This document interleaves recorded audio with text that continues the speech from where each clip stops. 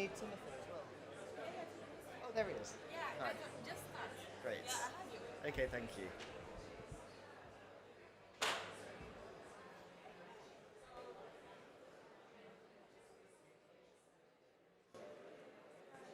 Okay, good afternoon, everyone.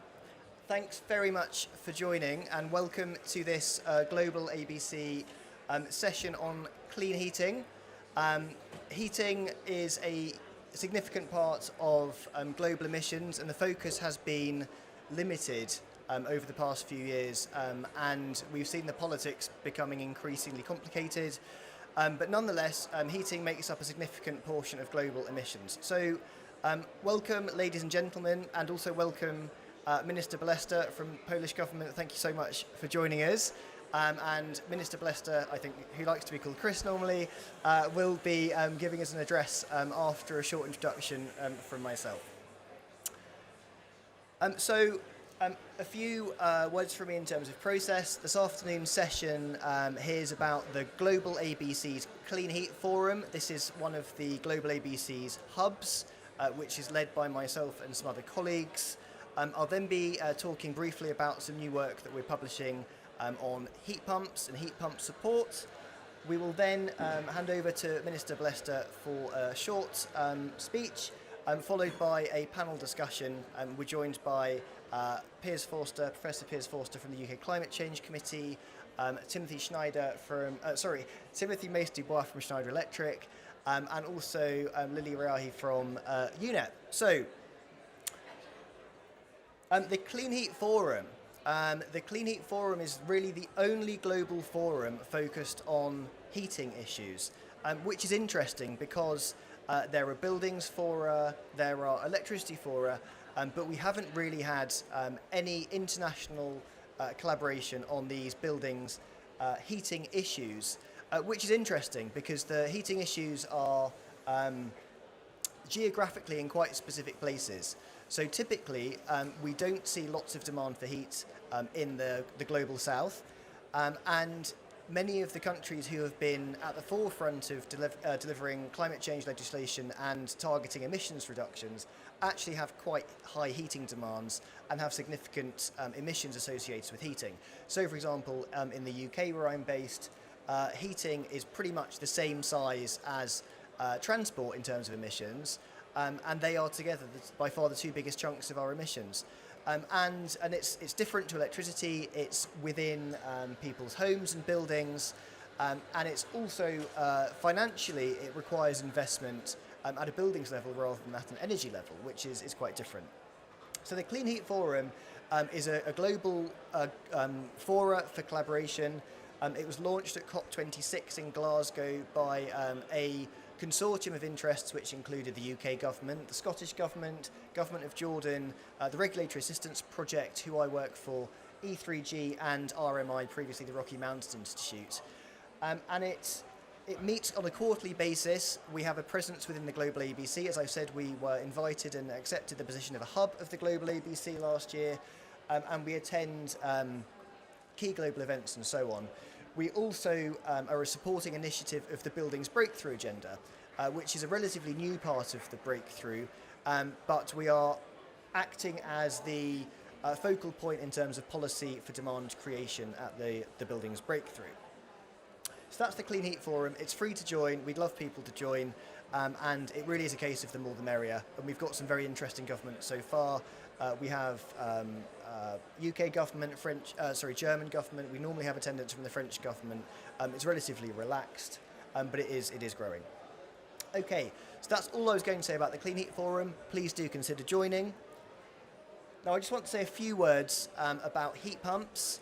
We focus a lot on buildings fabric, and quite rightly so, because around 50% of the buildings that will exist in 2050 haven't yet been built, but 50% of the buildings that have been built are already in existence, and many of them have unsustainable and fossil fuel heating. And so heat pumps are an absolutely core technology to clean up the existing heat use in existing buildings. Absolutely vital.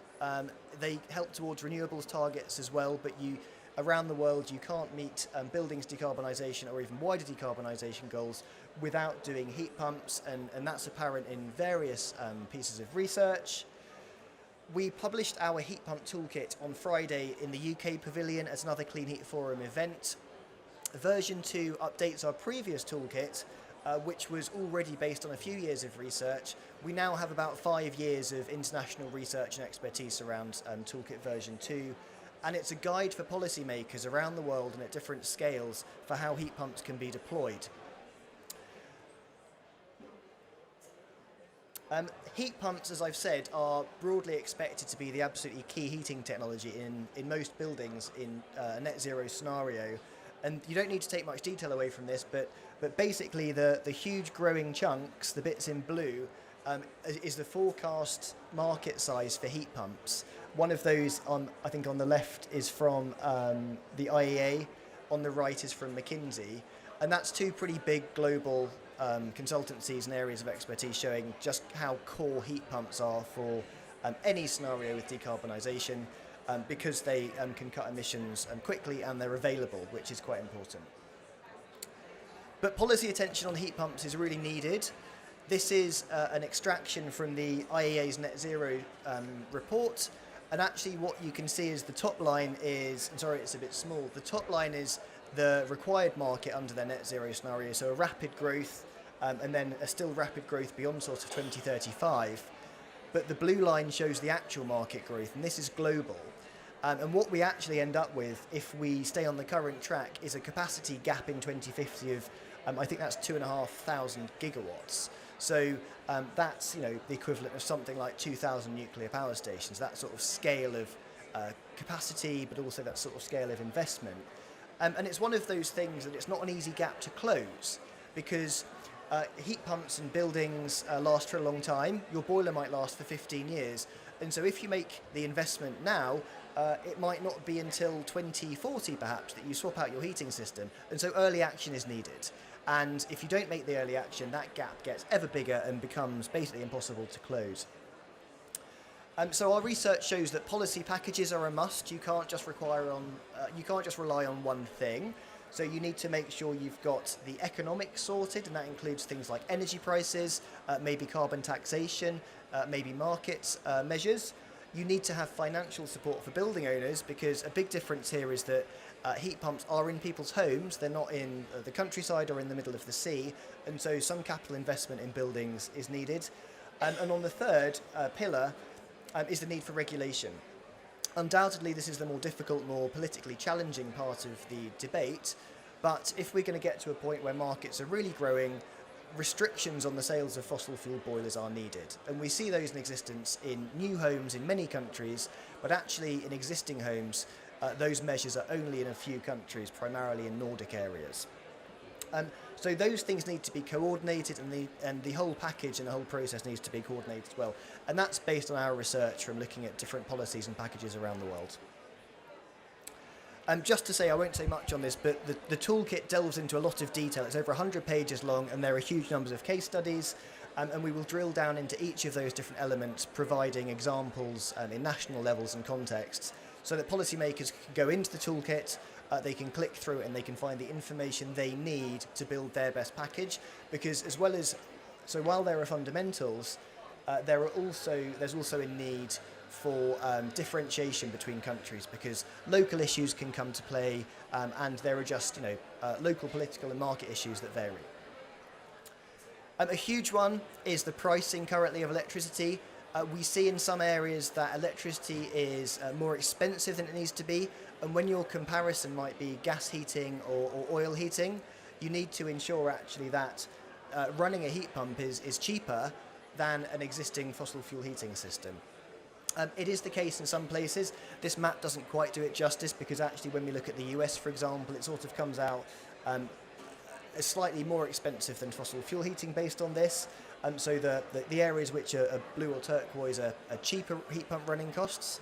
But the US actually has some areas, because it's got so many different markets, where some areas it's cheaper to run heat pumps than the US, and some areas it's more expensive.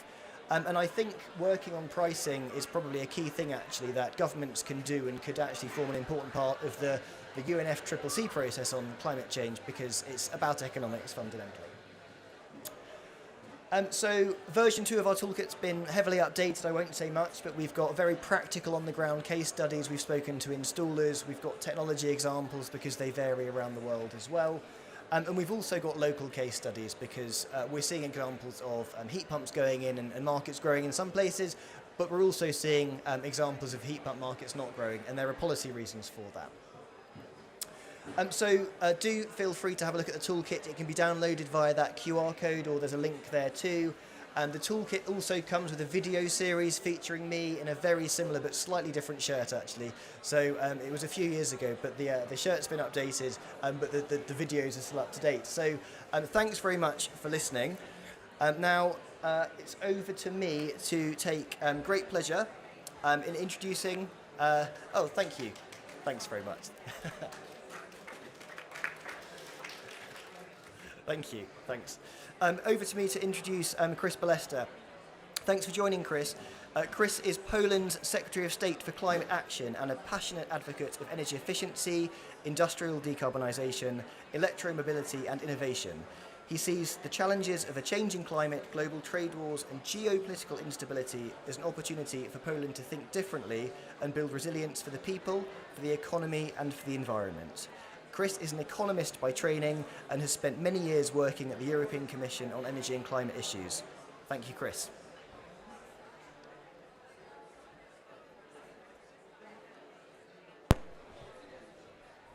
Thanks a lot, and hello. It's one of these events where I feel like I'm in silent disco, so it's exactly, it's quite unexpected. I think, well, first of all, thanks for the invitation. I think it's great to discuss heating, sustainable heating. You mentioned that heat pumps are cool. I think the good feature of heat pumps is that they are also warm. So I think that's the feature. I think let's start with why this topic we discuss here in this setting, because I think energy transition and climate neutrality by 2050 is actually our objective. And while we basically sorted all the technologies to decarbonize the power sector, heating is still an issue. It's still difficult to decarbonize heating. And no one else, I think, realizes this better than we in Poland. We have district heating that is the largest network in Europe. And this is challenge number one, to decarbonize district heating without actually bringing additional cost to the consumer. Because the heating price, the heating cost, is something that is of the essence for the consumer. You know, the access to heat, an affordable price of heat, is something that the consumer should have the right to. And the second part of the market, which is not district heating, is individual heating. And this is where we also need to make sure that we help people to reduce their emissions. But the bottom line is that people will invest in alternative heating sources if they see the benefit of cutting the heating bill. So in terms of the district heating emission cuts, we are working now in Poland on the heating strategy, and this is something that comes on top of our national climate and energy plan. So we'll see what we need to do to go to net zero in 2050. And now we are working on how the heating sector fits into that. So I'm sure that the sector that is even represented in this COP, there are some companies investing in district heating, decarbonization. There's technologies, and of course there's large-scale heat pumps, but there's also other technologies that you can use in decarbonize the district heating network. But the bottom line is that once you get to affordable price, it's doable. And in Poland, we also still have access to some European funding. So we provide the district heating operators with funding to actually change the heating source. So we will have greener, more sustainable electricity to be used for heating. But the second and far more difficult sector to decarbonize is individual heating. And this is where I think I will have some lessons or best practice to share with you, because I saw your 3 pillars. We have the largest support program to actually change the heating sources in Poland in the individual homes. It's called the Clean Air Program. It's been adopted many years ago, and it's been implemented across different governments, because the objective is very clear. We need to improve air quality, because when you swap from dirty heating source like a boiler that doesn't meet any criteria, any standards, to a heat pump or a biomass boiler or some other clean technology, even gas at this stage is still far more cleaner than a dirty coal boiler. So we have a large subsidy scheme. Just to tell you that since the very beginning of this program, we already have 1 million applications. 1 million applications. So 1 million homes will have a new heating source.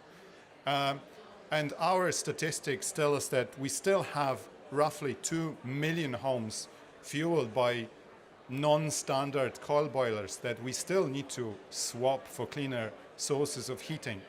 And we are now undergoing a huge reform of the program to actually make sure that we are paying for new heating source, and we are not causing with this swap higher energy bills.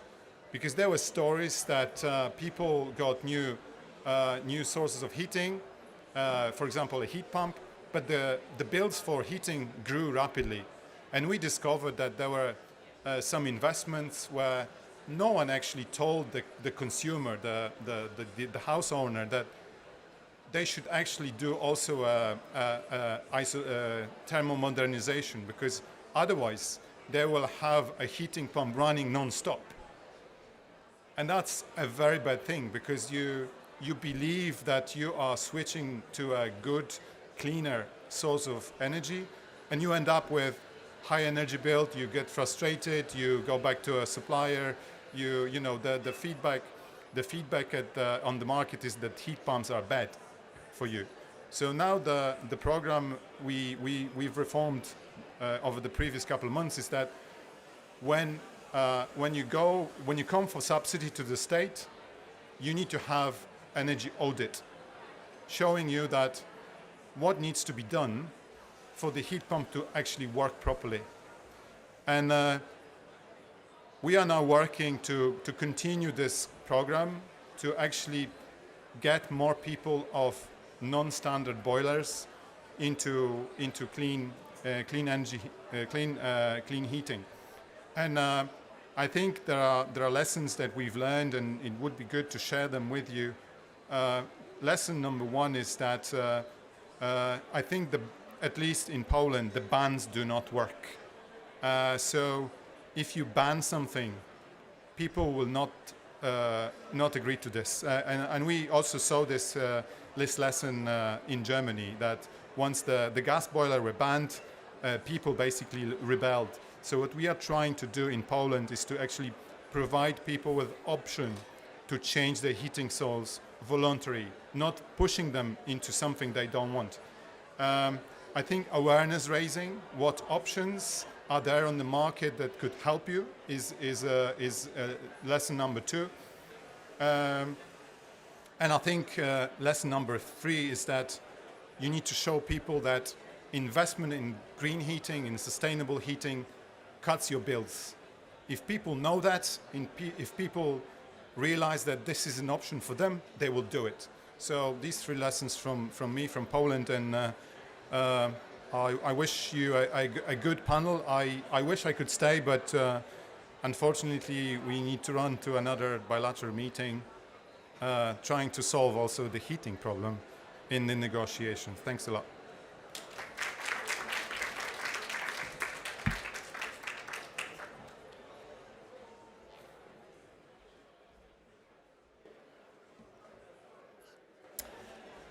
Brilliant, thank you. Thanks everyone, and thanks again to the Minister for joining. That's wonderful. Okay, we have three short opening statements from our panel, and then a short panel discussion afterwards. So, first of all, I will introduce Lily Riahi from UNEP. Lily joined the UNEP Regional Office for Asia and the Pacific in 2019 as the coordinator of the Cool Coalition. So if you've been working on cooling, I'm sure you'll know her. An official outcome of the energy transition track of the UN Climate Action Summit. The coalition is working with countries simultaneously to advance the just energy transition, strengthen resilience and food security while driving down rising emissions through sustainable cooling. Previously, Lily was in the UNEP Paris office where she developed and led District Energy Cities Initiative, unlocking over 200 million in investments for efficient, renewable heating and cooling infrastructure. Thanks very much, Lily. Over to you. Okay. Can you hear me well? Yes? Okay. Well, good afternoon, colleagues. It's a privilege to join all of you today to discuss the critical topic of clean heating. Maybe, sorry, I've lost my voice. I've been here now over a week, so forgive my voice. I wanted to ask maybe how many of you know how much of energy-related emissions, how much heating accounts for in energy-related emissions? Does anybody know? I mean, energy-related emissions is driving emissions. Does anybody know how much heat accounts for those emissions? Want to take a guess? 30? Any other guesses? You'll know, I know. So it's actually almost 45% of energy-related emissions are from heat. That's pretty. That tells you how important the sector is for achieving our energy transition. As you know, the UNEP emission gap report indicates that we are facing an emission gap of 12 to 15 gigatons by 2030. And at the same time, the adaptation gap report highlights the importance of affordability and resilience in the energy sector, including at the city level. So heat, from around the world, whether it's south of Chile or all the way to Mongolia, is a major contributor to air pollution. And this pollution from heating or underheating of homes due to fuel poverty is having a significant impact on public health. So we also have to be thinking about heat from a health and resilience perspective, even though I started with mitigation. And we have to address, for climate mitigation, adaptation, or resilience, local air pollution and fuel poverty by transitioning to more affordable heating solutions.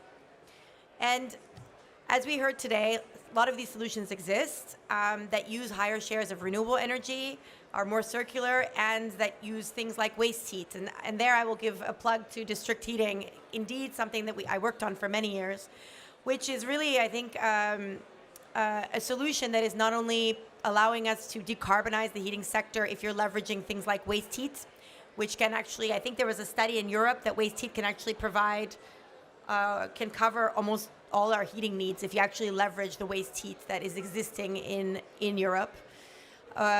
So district heating can do that, but it can also act as an asset in the energy transition. So coupling it with heat pumps, for example, thermal storage, etc., it's an asset in integrating renewable energy sources and also having more flexibility on the grid. So finally, I think we need to remember the role of cities and subnational governments because heating is intrinsically local. As I just mentioned, there's more heat. Yeah, it's more heat wasted than all our heating needs in Europe. And so leveraging that kind of heat or local renewable energy sources requires empowering local governments to have a role in the business models that we develop on heating. And it also involves things like zonal planning, integrated energy planning, where you can actually look at local energy sources and integrate them into the requirements for developers, when they're building buildings. And cities can also critically use public buildings to demonstrate how these technologies can be applied. At UNEP, we're actually supporting several countries and cities on building efficiency, on district energy. We've started a new program with the government of Ukraine, supported by the government of Italy, on supporting cities for urban energy planning. And a significant portion of that will be heat planning to secure reliable heat for Ukrainian cities. So the Clean Heat Forum, established at COP26 under the UNEP-hosted Global Alliance for Buildings and Construction, has been uniting stakeholders across various sectors to tackle the challenges of transitioning to clean heat. And today's panel is going to bring together various thought leaders from various sectors to discuss this. And I really look forward to being part of that discussion. So thank you very much.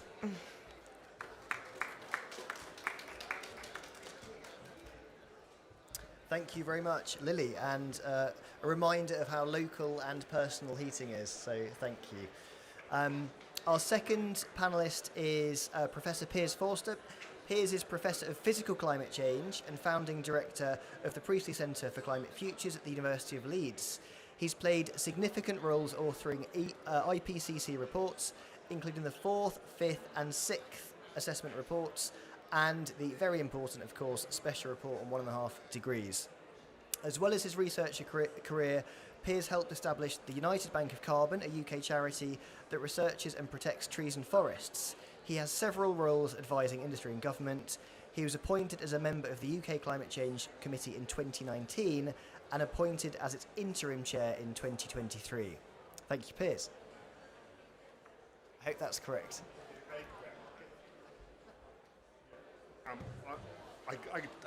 I can take that off now, can't I? Well, as you hear from that curriculum vitae, I am not an expert in kind of buildings particularly, so I'm really interested to really get a good discussion about possible solutions. So the UK Climate Change Committee does give the independent advice to government on what the mitigation targets should be for the country, and we've just advised the UK government on its NDC contribution, which is a 81% reduction in emission by 2035, and the government has accepted that target, and it did bring it here to COP with a big announcement about it coming back into an international leadership, but we try to emphasize in our advice to government, it can really only credibly claim to be that if it does deliver on its NDC contributions. And if you look where we are currently, although the UK is generally seen as a decarbonisation success story, we have decarbonised by really decarbonising our electricity generation, but we haven't been really half as good at all with the other areas of the economy, and the one we're probably kind of worst at, or perhaps equally worst at with kind of agriculture, is definitely our residential building sector of the economy. And this has been a really big struggle for successive governments. We have very poor building stock generally compared to other EU countries, so they're really drafty old buildings, and the government have tried insulation support that hasn't really worked. And they're very apprehensive about trying to tell the population what to do. The other thing that makes it really challenging is that you need this expensive upfront cost to change your electricity generation, and so the government does have to dip into its finances in some way to try and support consumers to make the change. Uh, uh, but the government had tried to do that. So in fact, the Labour government introduced a £7,500 contribution to people to change their gas boiler to an air source heat pump. But that scheme has under-delivered, and they've only installed 55,000 air source heat pumps with that, in fact, and I'm proud to be one of them. They got the grant, but when you see there are 30 million homes in the country, and the majority of those all have a gas boiler installed, it becomes a really challenging place we're in, and to get to our NDC targets, we will really have to accelerate, and we have to do that by really engaging the public, the public, to have to say to the government, we want an air source heat pump way, and so I'd be really interested in the idea to come. It's just not about top-down control. It's about really trying to create that bottom-up demand to change.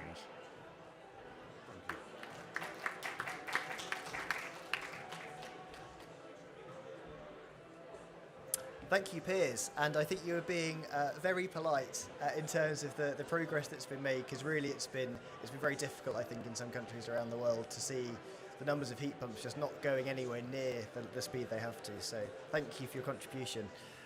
Finally, I will introduce Timothy Mace-Dubois. With an educational background in European law and politics, Timothy has 10 years of expertise in energy and environment sectors. He is head of institutional affairs at Schneider Electric, a leading technology company in digitization, electrification and sustainability, specializing in energy management and industrial automation. In this role, Timothy oversees the company's global public affairs strategy, represents its interests across various coalitions, and drives its engagement in key climate and sustainability summits, including COPs and Climate Weeks. Another interesting fact, in addition to these professional pursuits, Timothy founded the French Circular Fashion Federation in April 2022. Over to you.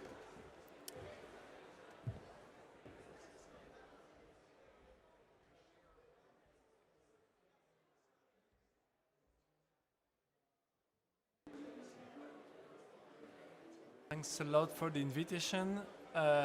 Really, I'm really honored to be here. Really impressed by the report you have released. I can't wait to read it. I'm also impressed by the speeches by the Polish minister. I don't know if there is any French people in the room, but I would love to have a kind of technical minister in France also. But we don't have that kind of minister. And well, Schneider Electric, as you said, it's a global industrial tech company specialized in energy management and in industrial automation. We operate in more than 100 countries. We have 160,000 employees all over the world.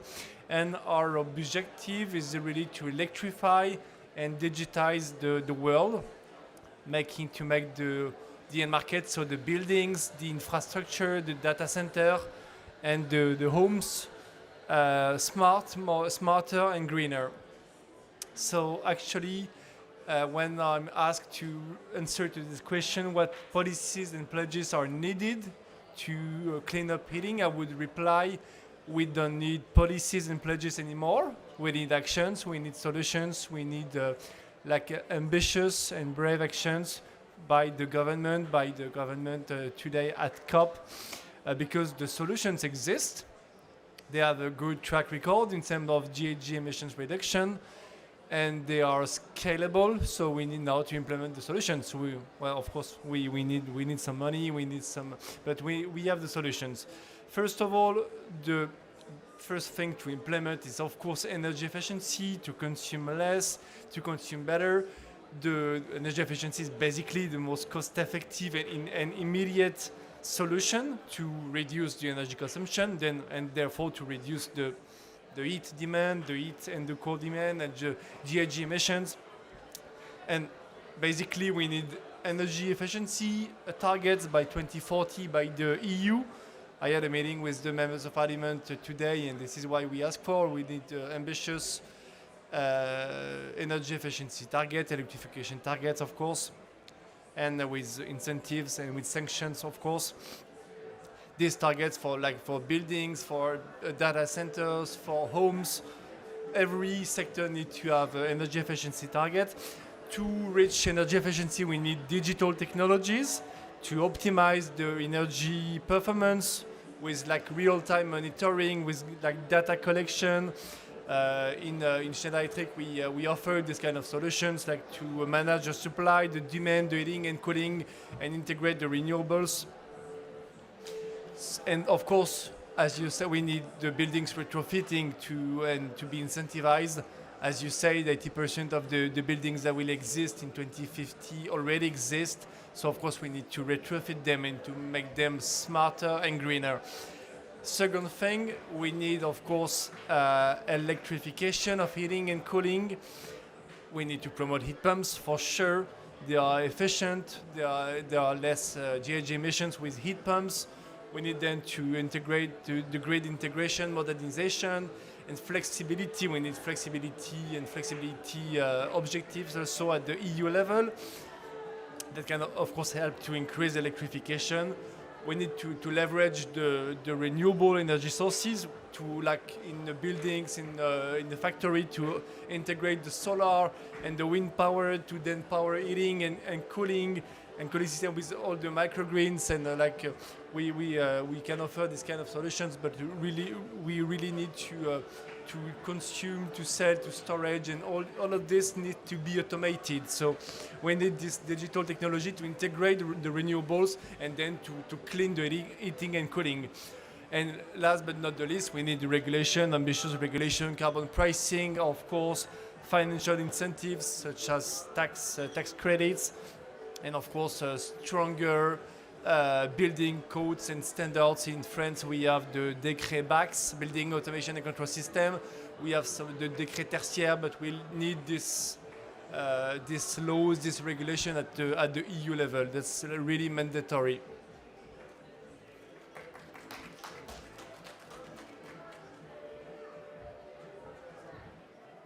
If I could ask all the panelists, thank you very much, Timothy. If you want to take your seats on the stage, please, and then I know. So if you're watching via stream, you probably can't hear the Indonesian pavilion having a good song and dance about 10 meters away, which is nice. But it's different to Friday, where I had the American delegation screaming "Happy Birthday" during my opening of my panel. Oops.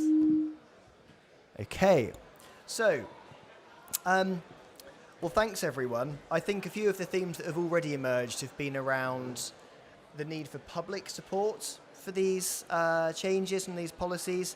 But my first question's a slightly philosophical one. So I've always been intrigued by how electricity seems to have been at the centre of attention when it comes to energy policy and the energy transition, but not heating.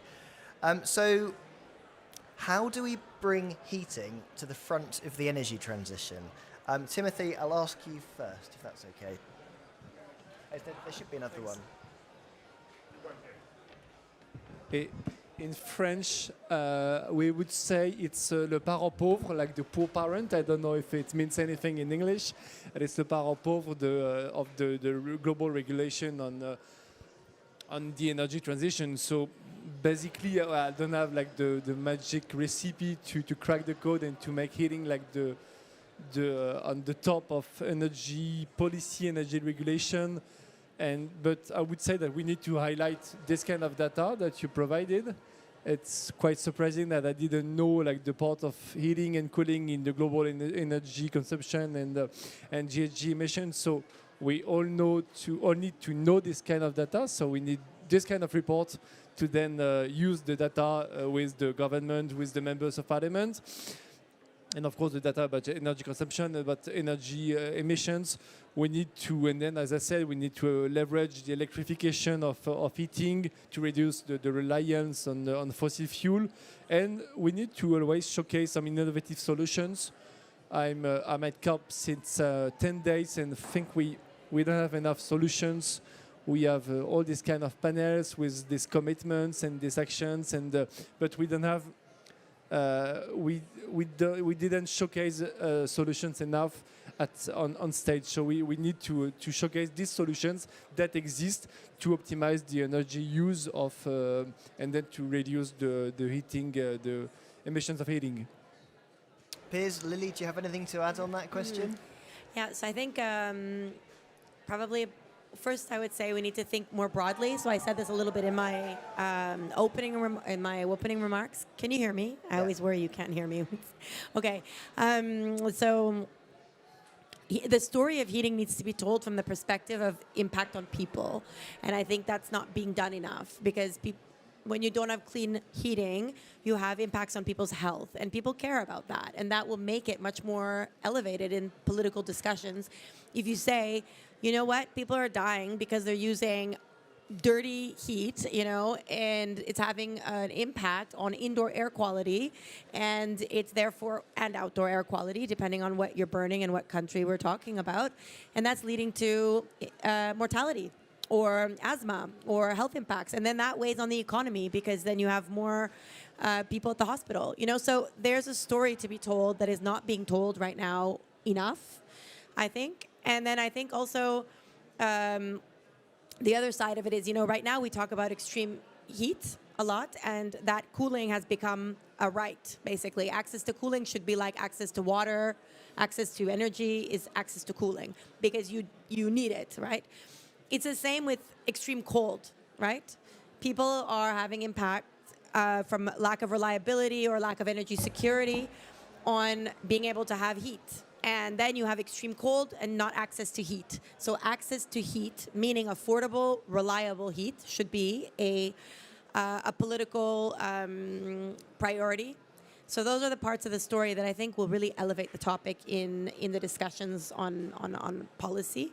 And the third thing is the role of clean heat, as I said again in my opening remarks, on flexibility and on grid integration. So it is not just that we want to decarbonize heat, but we need clean heat to actually achieve the energy transition. And that is also not a point that needs to be made more in the political discussions. Thanks. Well, I do. If I do remember what it was you are kind of why is it the poor cousin? And I think it's because it's far more about the kind of personal choice. And I think governments have always been very wary about trying to tell people what to do. And in countries where they're more comfortable with that, like China, they can implement the solution more effectively. And the other thing is, they're not necessarily cheaper options. So you talk about Lily, you might have to try and sell it on other things, or you have to do something to make the price of electricity cheaper than the alternatives. Okay, thanks very much. There's a whole host of answers there, ranging from not enough international support, not enough private support, to not thinking about other sectors it's connected to. So my next question's a slightly bigger question. This is COP29. This is the first time the Clean Heat Forum has been at COP, and there haven't been huge discussions around heating at COP, really. So cooling, yes, actually, but heating less so. So how do you envisage, and I'll ask Lily this one first, how do you envisage the role of heating and heat pumps coming out of COP over the next few years? I mean, I think, I think the future of heat for me is at the risk of sounding redundant, but it's really about heat in the energy transition. the discussions at COP are really about the energy. A large part of the discussions at COP are about the energy transition and how we can make that happen faster, more reliable, more affordable. We saw with energy prices and Russia and all the things that happened this year, in the last years, the importance of reliable energy systems, whether it's electricity or it's heat or cool. So I think that heating and the role, the discussions will be much more focused on, how can we have that energy security through clean heat, and there you have heat pumps really allowing for some of that.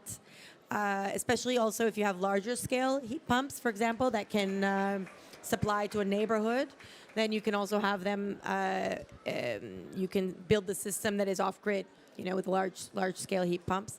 So I think there's the role on energy security, and then I also think it's an enabler, as I said, in the energy transition, not only from decarbonization, but you must have heat pumps in order to be able to use solar and wind flexibly in the heating system. And if 50% of energy in a building is for heating, right? You cannot achieve the energy transition without integrating renewables, and you cannot integrate renewables without having these kind of heat pumps or district heat systems that have thermal storage. So number one is, I don't remember number one is the enabler of the energy transition. And number two is the role of heat as a flexible asset. Yeah. Okay, thank you. And Piers, I'll ask you the same question. How do you see heat pumps and heating more broadly as part of the international process and the energy transition for heating? Oh yeah, I do think that really was an excellent answer. I do really like the idea of energy kind of security, but the other thing that comes up is trade and supply chains. So I think the international forward and things can be good to that. But I really like Timothy's idea of trying to showcase far more of the solutions to a wider audience. But because quite often I think you can try and get these kind of ministers and people turning up from different countries, and then they can identify one of these solutions, and then they can take that back home to their own countries and go, oh, I can fix that issue with consumer demand and things. So I think that is a really exciting opportunity here at COP. Thanks, Piers. Hopefully, do you want these earphones, Lily? You're okay? Yeah, I'm trying to, it's okay, yeah. Okay. I'm trying to make it work. Great. So, a question for everyone, but I'll start with you, Timothy. What specific policies do you believe are most critical for accelerating the transition to clean heating solutions? Do you have a mic? Lick this one. Oh, I'm sorry. I'm so sorry. I didn't have that. I'm so sorry. Trying to get my... As I said, global policy to global policy to transitioning away from fossil fuel. We need to. I'm not a specialist about NDCs, but I guess that it's written here that the cooling plants are not and the cool and the heat are not really included into the NDCs. So we need to include the cool and the heat into the NDCs, and of course into the national plans. In French, there is like the energy transition planning for by 2050, but I'm not sure heating and cooling are not really included here. It's more about the supply than the demand and the concrete heating and cooling. We need to, and some, as I said in the beginning of the panel, we need specific targets with financial incentives. Sanctions if we don't manage to reach the targets. There are so many regulations that are, like in France, the décret tertiaire, like there is an objective to about energy efficiency, but it's like 6% of the factories and of the buildings have applied have reached the objective and have implemented like building automation control system in their buildings. So well, if there is no financial incentive, buildings and companies, factories, more than 1,000 square meter have no any obligation to apply this. So we really need to attack the wallet for the companies. Okay. Thank you. Piers, do you want to say anything about what you think, as a homeowner perhaps, what the best policies might be for you to get a heat pump fitted? You've got one already, Yeah, of course. okay, but it also gets back to what we might see the people cooperate here at COP2. So one thing we're proposing in the UK, for example, is that we don't see any gas boilers sold at all after 2035 cut-off date for that. Brand new home standards. Brand new home standards is one as well. I perhaps think that then that compels people to make the right choice. But I think also it's really about education as well. So if someone you trust come round, you have a plumber come round, for example, the person that fits your boiler, and he says, or she said probably, that I really don't think you should put a heat pump in because they don't work. Then that will completely put you off kind of putting one in. So I think we really need to work on skills and education just as much as the technological aspects. Thanks very much, Piers. At the previous panel on heating on Friday, skills came up from one of the manufacturers of heat pumps as their biggest ask, actually, rather than simply more subsidy or regulation. So interesting. Lily, is there anything you'd like to say about best practice policies for heat pumps that you think is globally applicable, perhaps?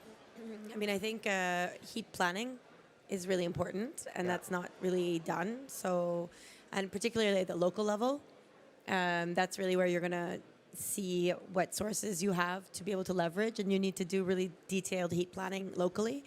And I think often the power of cities is forgotten in the energy transition, and it's thought about as a national issue. But when it comes to heat, I really think this can't be more emphasized. It's not rocket science, but it can make a difference. And in most countries where you have advanced markets on decarbonization of heat, you have local heat planning regulated, like as a mandatory thing.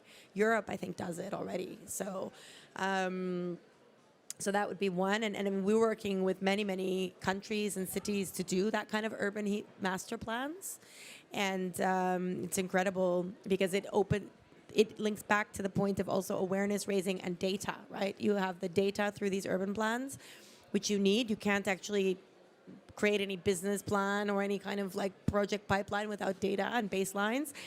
And you can't raise awareness or bring people together on the opportunities of clean heat without having such a plan, to get people around together. So I think that's one really important thing I would add. And then I think, I think heat pumps are really, again, a really important asset for flexibility, and there needs to be some incentives in the market to allow that flexibility to be unleashed. So, different time of use tariffs and things like that, I think can be helpful. So I would add those two, and then of course integration in the NDCs of heat. Great, thank you. I would like to add two things. First of all, about the global regulation, how to get the heat from the data centers. It's really crucial with the rise of data centers in the cities, of course. I mean, all over the EU, for instance. Second, for instance, in Paris, I own a flat. It's very cold in the. It's very cold in the winter because there is no sun at all. There is just one window, but there is no sun, so it's very cold in the winter. But it's also really cold. It's also like the perfect temperature during the winter. No, sorry, during the summer. So it would be great to rent this flight to like all people that suffer from the heat, but it's impossible because in the so-called diagnostic de performance énergétique, la performance energy diagnostic, I don't know how to translate it, but it's the letter is G, so it's impossible to rent it because there is a regulation to prevent owners to rent this flat because it's like a very bad letter, but we should include so-called like summer comfort in this kind of diagnostic. Very good. Yep. Okay, wonderful. Can I just add one more thing? I Yes. think, sorry, a little bit linked to this. I think policies need to be more social around heat. So looking at, low-income housing and how to address that. I think they do that a lot in France, actually, where there's some policies, distinguished based on low-income, for example, housing and things like that. And I think that's not done enough either. So I just wanted to add that. I was just thinking about what you were saying. It made me think of that. Thanks. Yeah, I mean, it's a super important point, and we often see differentiated support actually for low-income households because the switch to a heat pump, depending on the technology, can be significantly more expensive than the gas boiler. If it's an air-to-air heat pump, it could be cheaper actually. Upfront. But upfront, yes, of course. But then, in some cases, also the running costs can be a barrier too. If electricity prices are too high, and for example, work we've done in Spain, there are huge amounts of taxes on electricity in Spain and nothing on fossil fuels. And it's the same in the UK, but it's even worse in Spain. And so these things need to be resolved because you can't be asking someone to switch. But on the upfront cost side, there's because of this upfront cost barrier. So we've historically been investing money into oil fields and gas wells and gas infrastructure, but we want to take that money and invest it into people's homes, and that's very different. And we're talking about the shares that the value that's currently in large international energy companies being moved into households. So this is the finance COP. How do we best finance heat pumps? What policies can we do to support that? Love to know thoughts from all of you. Piers, do you want to go first? Okay, the sort of policies that we're thinking about. The first one is the boiler upgrade scheme, and it's so exciting, the boiler upgrade scheme and this gives an incentive to people to swap out their gas boiler. That is working, but not working as effectively as it could do.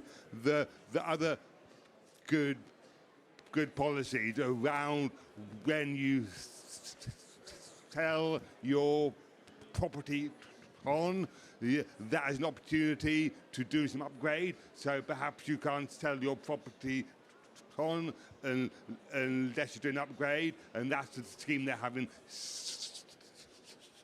Scotland, and that perhaps might have a bit more take up because it's more or less compulsory, and the other is to put it in the regulations for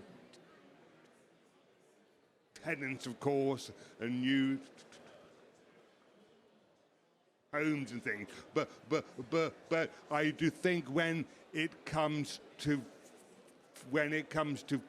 finance, you can either have a choice to subsidize anyone, or you can have a choice to target it toward the lower income kind of subsection that can't afford to pay for changing it. But perhaps the easiest one for the negotiators to do it, this COP negotiation, and it is our very first recommendation to government in the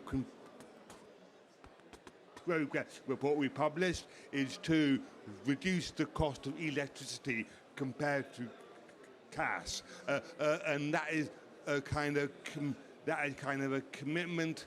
You could do it this COP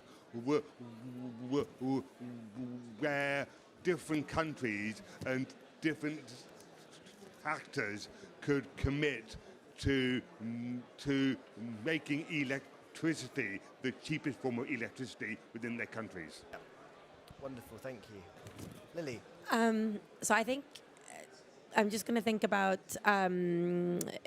let's say, the example of district heating using heat pumps. So in Paris, actually, but I was thinking here of cooling, but I think it applies for both. You know, you have like Klimspast, who's providing district cooling using the heat pump with reverse heat from the River Seine, yeah? And I mean, that's really important because the heat pumps are used a lot in these kinds of applications around the world. And you know, what's made those business models work is partnerships with the city. So just to bring an additional point, you know, it's people, we don't think about it often, but cities can share a lot of assets. You know, waste heat, where is it coming from?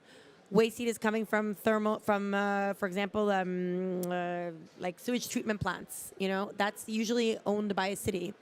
Or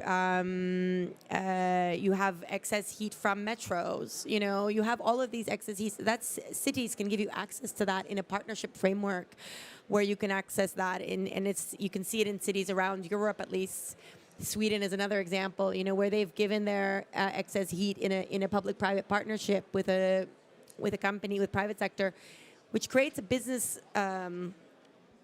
Which creates a good, let's say, business model that enables good cost savings. And then I think there has to be regulations where you have these cost savings, they're shared with consumers. So sometimes in these kind of utility frameworks, you can put in place like a regulation that enables those cost savings from the efficiency to be shared with consumers, and not like you have a payback model. So the investment of the utility is paid off, and then the savings is shared with the consumers. So I think that's also another important, let's say, policy measure for finance. So working with cities, partnerships, and this kind of consumer savings, making sure the savings are getting to the consumers. Great, thanks. Timothy? Yes, indeed, I agree. In Paris, there are many hospitals and schools that get the heat from like all the buildings and the cold from the river. It's amazing how it works in Paris. Financial mechanism, no, as you said, like kind of energy as a service, heat pumps as a service, and well, to move from capex to opex, and then to enable the consumers, might be like homes, households, or companies, just not to pay in the beginning, but to pay as long as they consume less energy, and the cost savings can finance the heat pumps during the usage. So I guess that would be the most efficient way to finance the heat pump and the heat pumps on the long run. Thank you very much. Okay, we have two more questions. So we talked a bit about financing. Do you think there are other international collaborative actions that could help drive clean heating? Could there be agreements? Could there be pledges? You know, one example might be, for example, we've had powering past coal. Could we have powering past gas, or powering past fossil fuel heating? So just keen to get the panel's views on that one. Piers, you look thoughtful. Yeah, I mean, it's... Sorry, no, go ahead, Lily. No, you look, you're the expert here. I have more time to think. I am not.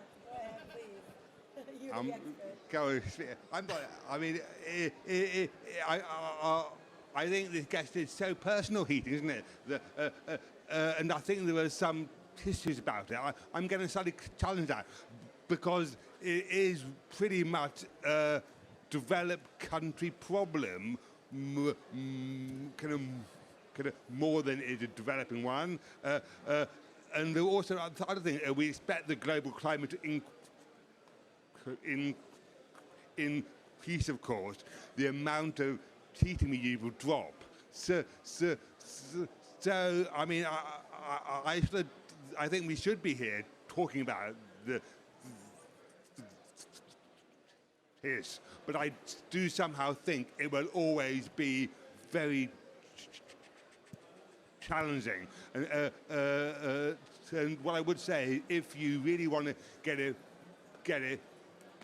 picked up, you have to tie it into the other development goals. I do think in some way as well. Yeah, so, and I quite like what you said, Lily, there, about perhaps it's about air kind of pollution and those for quality of life sort of thing. So perhaps you ought to be talking about this as a healthy SDGs to try and make our domestic environment as kind of healthy as we possibly can. Thank you. I can pick up on that and say, yes, I think globally advocacy is a really big thing we can do. You can't underestimate the power of advocacy and getting things on the agenda.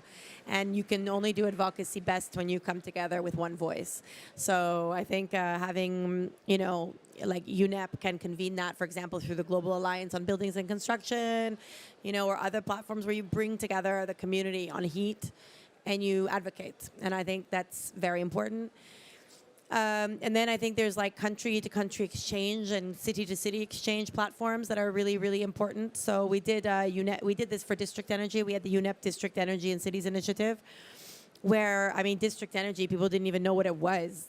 You say district energy, the look on people's face, or they think it's like a communist technology from, like the 80s, or they don't know what it means.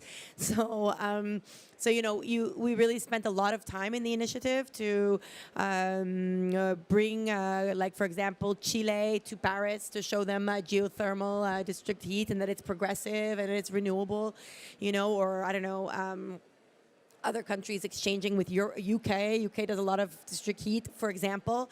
And that enabled then, I'm using Chile as an example because it's a concrete one, to suddenly move in its market to district heating using its renewable energy sources instead of using wood fuel to burn, for heating in their homes, which was causing pollution.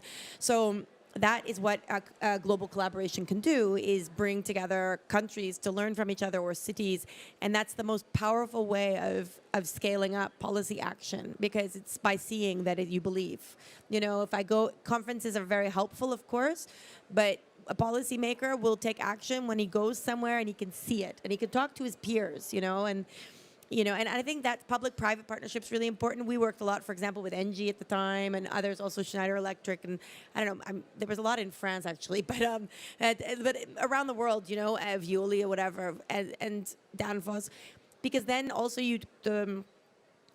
the countries or the cities could hear directly also from the sort of private sector how it was working, how PPPs were working, and all of that. So, again, like study tours and peer-to-peer exchange platforms is very important. And the third thing, and I'll stop, is policy templates, I think. So no, every country is going to have a different policy framework. It's going to be different, tailored to the local context. But if you can have some guiding principles, templates that makes it easier for them, it will, you have a conversation. This is a good practice. Here, let me share with you, the best practice template. They can tailor it. It really facilitates action. Oh. Thank you. Timothy, is there anything you'd like to add on this one? I think you stole all my talking points. So I would just add maybe training because technology is nothing if we don't have like the human to deal with this technology. So because the transition is above all human, and in France we have many technologies, building automation control system, but sometimes in companies there are no any energy managers anymore, so they don't know how to use it, and it's the same everywhere. So we need to train at Schneider Electric. We have a foundation focused on youth education, green skills, and we have trained almost 800,000 people in energy management since 2019. The goal is to train 1 million people in energy management by 2025. So basically, we provide some training. We train the trainers. We train the entrepreneurs in energy transition. It's like 3 months of training. So that's it really helped them then to manage the technologies and the solutions we can provide. But of course, we need the workforce and the skills to be able to do this transition. Okay, brilliant, thank you. So I'm going to use my prerogative as chair to ask one final question, which is a very personal question because this is about buildings and heating. And so tomorrow is the well, it's Built Environment Day, and we have the first or second, actually, buildings ministerial taking place here. So ministers around the world talking about buildings issues. If your own personal minister from the country you're from could do one policy to sort out the building sector, what would that be? And I'll start with Piers first.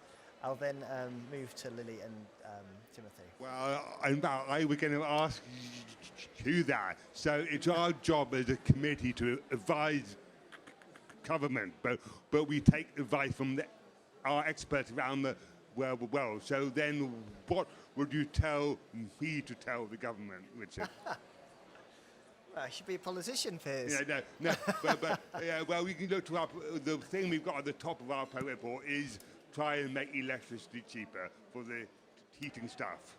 Yes. But then on buildings particularly, we say a kind of phase out date for gas boilers and things like that can really set a very good, clear direction for the industry.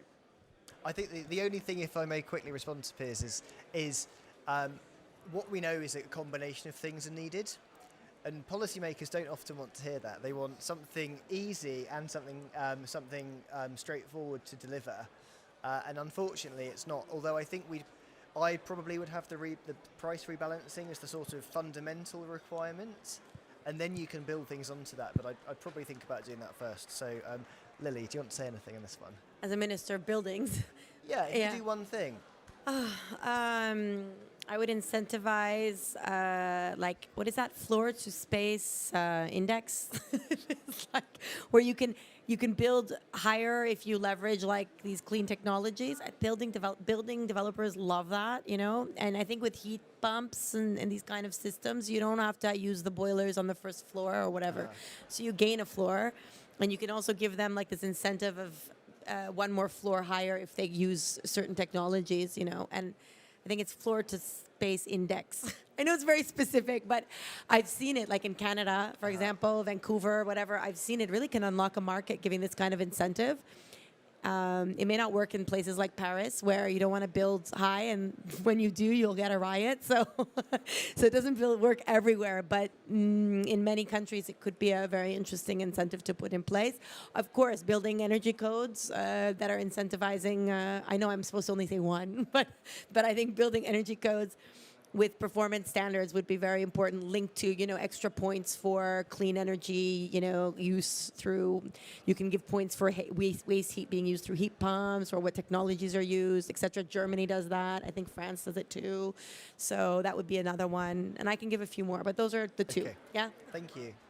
I know, that's why I stopped. And I would say to prevent the riots for French people, I think to really focus on energy poverty.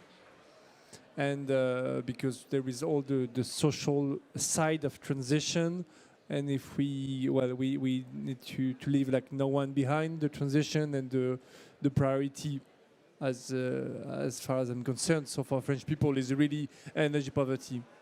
Brilliant. Thank you. Well, thank you so much to our panel for joining. That's been a really fascinating discussion. So, thank you. I'm very pleased that Timothy didn't totally fall off the chair. It was close. I just want to say a quick thank you to, firstly, to the Global ABC for hosting us. Thanks in particular to Malia, who's been so helpful to me over the past few weeks. Thanks to UK and Scottish Government for supporting the Clean Heat Forum, and to our partners E3G.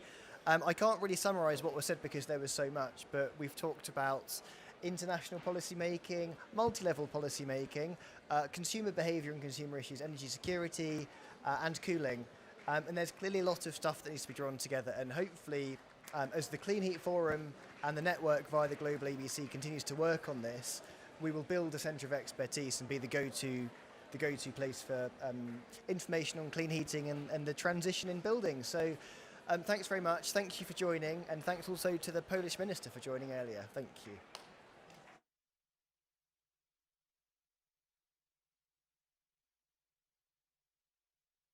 So